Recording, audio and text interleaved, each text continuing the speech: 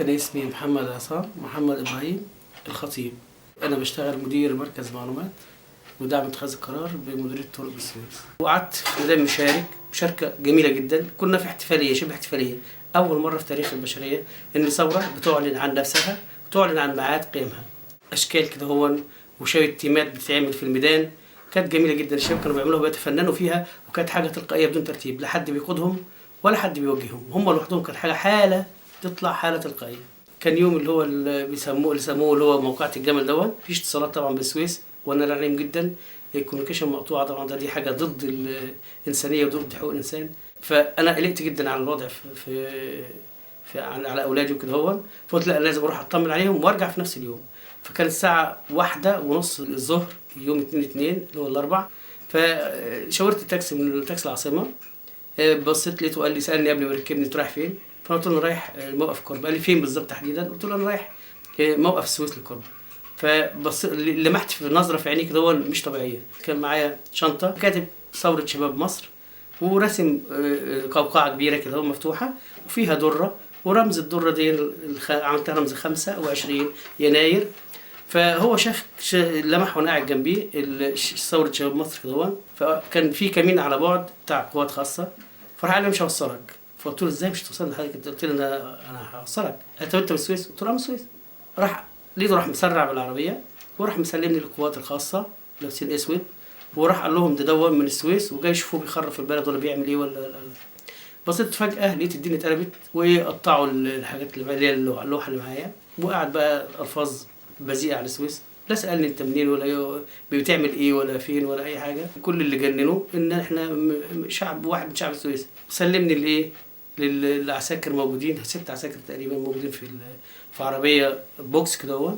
وراحوا قال لهم خد ده السويس ده اتعاملوا معاه. حرقوا البلد وخربوا البلد. تشوفوه بس 3 فشلوني وخدوني ورموني على وش العربيه، وبرجليهم عساكر ضرب على ظهري وعلى جميع اجزاء جسمي، ورموني على وشي. برضه بيرددوا نفس الكلام اللي كان بيرددوا الضابط بتاعهم، ولا انسانيه، معامله لا انسانيه، لدرجه ان هم كانوا بيدوسوا برجليهم على ايديا وصابعي. طبعا وشي كله بقى من جوه بقى دم عمال ينزف من مناخيري ومن بقي. خدوا كل متعلقاتي، حتى الفلوس اللي معايا خدوها ما خدوش اي حاجه معايا. وبالعافيه قلعوا الدبله دي وصمموا تقليع الدبله. لقيتهم راحوا فاتحين شادين الاجزاء بتاعت البندقيه وحطوا البندقيه في دماغي.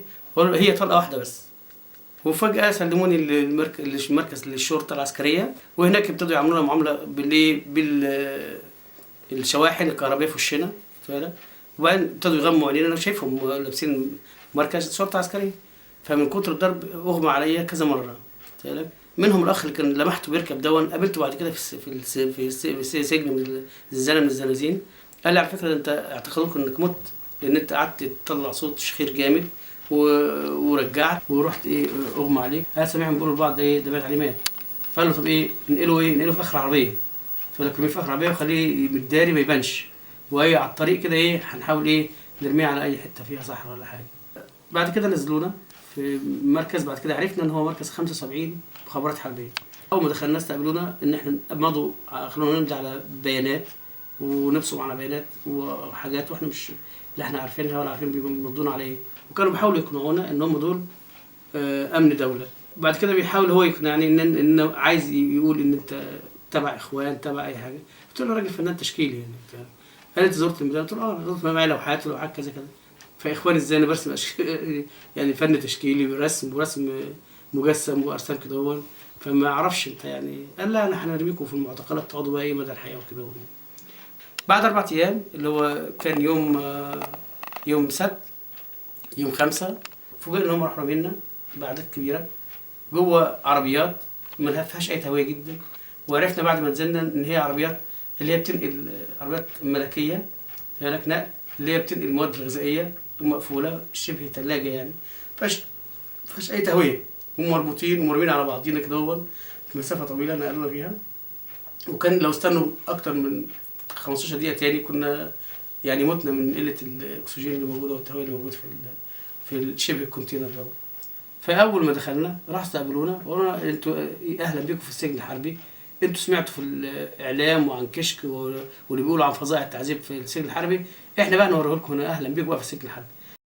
ماسكين 3 ادوات تعذيب. يعني ماسكين كرابيج عباره عن سلك تخين جدا دون اللي هو اللي خارج من العداد الكهرباء دي تخين، وهو 4 مبرومين على بعض كده. ده عباره عن الكرابيج، ومعاهم عصايه كبيره جدا سودة وحاجه شبه مطاطي كده، وفيها شبه حاجات كهربيه يعني كهرباء، ومعاهم خشبه كبيره جدا وعريضه. فبيضربوا ال3 حاجات دول في نفس الوقت.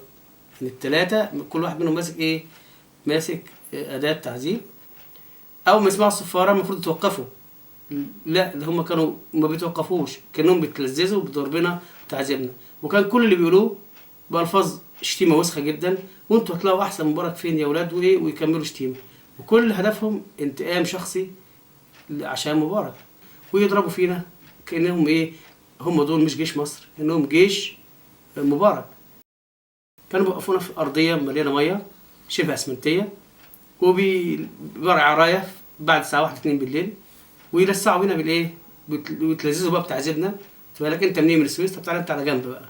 انا كنت باخد معامله خاصه عشان انا من ابناء السويس، وكانوا الناس اللي هم بتقولوا كده برضه كانوا بيعاملوا معامله خاصه. في ناس منهم اغمى عليها وبعد كده ما شفناهاش. واحد منهم كان اسمه احمد من سوهاج، فبقول له: احنا شايفينك من ورا البتاع ده بتعذب شباب صغير ورا، وحرام التعذيب اللي بتعمله ده، انت مش بتيجي تصلي معانا الفجر والناس كويس. قال: انا اللي انا تعذبت، يعني اللي بعذب كده لان الحاجه اللي علموهاني في الحاجات دي، لو جه والدي هنا انا هعمل فيه كده. بعديها بيوم ودونا جماعه لمجاميع مع بعضها، عدد كبير جدا، عرضوها على النيابه المحكمه العسكريه. كانت طبعا ناس كتير جدا، يا دوب مجرد بيندوا الاسامي بالعافيه، والمحامين هناك جايبين محامين منتدبينهم. يعني احنا كنا ناس مننا صيادله ودكاتره اسنان ودكاتره يعني بطنه وكده وناس محامين وناس يعني مثقفين جدا. اتحشرنا في وسط كل الناس اللي هم ايه؟ معتاد الاجرام دول، واخدين نفس التهمه، مع ان الناس دول منهم ناس كانت معانا وحكت لنا على فظائع هي كانت مكلفينهم يعملوها بره. يعني رؤوس النظام اللي بره كانوا مكلفينهم يعملوا حاجات فظيعه بره في الايه؟ في المتظاهرين في ميدان التحرير، وخاصه يوم اللي هو 2 فبراير. كان في واحد جه وكان ليه واسطه، وراح راح خدوه من عندنا، قاعد مع فوق مع الاداره فوق، وراح جاي قال لنا: احنا فعلا انتوا هتخرجوا دلوقتي. فقلنا له: ليه؟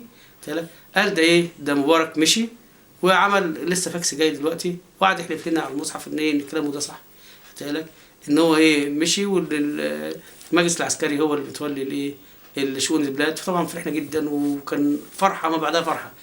وثقت الحاجه دي في مركز النديم، وعملت توكيل ان هم يعملوا بلاغ للنائب العام. الناس مشكورين، كانوا بيدوني كل عون، يعني حتى العون النفسي، كانوا بيقعدوا جلسات معايا بحيث ان الواحد يقدر يرجع لوضعه شبه الطبيعي كده. بيطلع من سجن في التعذيب اللي احنا شفناه والناس اللي جوه لو طلعت بعد المعامله دي اكيد هيبقى تفكيرها عدواني جدا. بنحاول نرفع صوتنا للناس الشرفاء في مصر، اذا كانت مؤسسه عسكريه او مؤسسه مدنيه، انه يحاولوا جاهدا ان هي دي تمحي من الوجود وتتلغي، يبقى في حاجه اسمها محاكم مدنيه، مفيش حاجه عسكريه للمدنيين، وان يبقى في تفتيش جاد وحازم للسجون، والممارسات اللي هي والتجاوزات دي تتمنع تماما. 80 مليون تعذبوا 30 سنه، عذاب الفقر وعذاب الاضطهاد وعذاب تشويه اي حد يعارض وزج السجون. في ناس لغايه دلوقتي مش عارفين هم مكانهم فين. فانا بناشد اي حد وطني وشريف ان هو يسعى معايا ويحط ايدي في ايدي ان احنا نوقف هذه المهزله. وانا يعني مستعد انهي حياتي ولو بالاستشهاد في سبيل ان الحاجات دي تقف.